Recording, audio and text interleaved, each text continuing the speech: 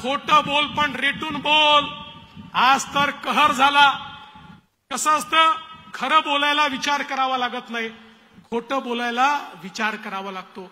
आणि एकदा खोटं बोललं की मग वारंवार खोटं बोलावं लागतं आणि मग कुठेतरी पोल उघडते. आज उद्धव ठाकरेंची पोल उघडली. मला असं वाटतं आमचे जुने मित्र उद्धव ठाकरेजी हे थोडे भ्रमिष्ट झाले आहेत.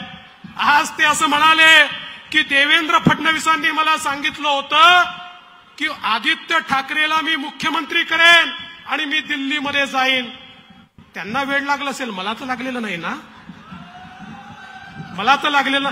पण माझा सवाल आहे, कालपर्यंत यांना भ्रम होत होता की अमितभाई शहांनी त्यांना कुठल्या तरी खोलीमध्ये नेऊन त्या ठिकाणी सांगितलं की तुम्हाला मुख्यमंत्री करतो. हा कालपर्यंतचा भ्रम होता. आता आज त्यांचा भ्रम बदलला. आज ते म्हणतात देवेंद्रांनी सांगितलं होतं आदित्यला मुख्यमंत्री करतो. उद्धवजी पहिले हे ठरवा, अमितभाईंनी सांगितलं की देवेंद्रांनी सांगितलं?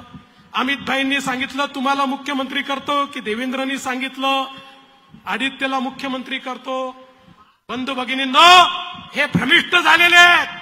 आता यांना खुर्ची गेल्यानंतर काही समजत नाहीये आणि त्यामुळे एक खोटं लपवायला दुसरं खोटं बोलतात.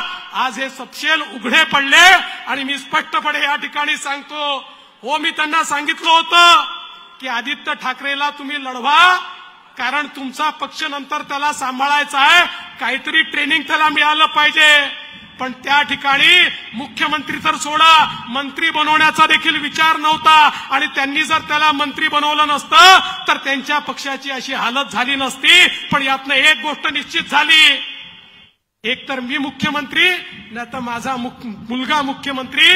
म्हणजे केवळ या ठिकाणी आपल्या परिवाराचाच विचार. आणि म्हणूनच ते कोणासोबत गेले? काँग्रेस सोबत आणि राष्ट्रवादी काँग्रेस सोबत. कारण काँग्रेसमध्ये सोनियाजींना राहुलजींचाच विचार, राष्ट्रवादीमध्ये पवार साहेबांना त्या ठिकाणी सुप्रियाताईचाच विचार आणि या ठिकाणी उद्धवजींना आदित्यचाच विचार.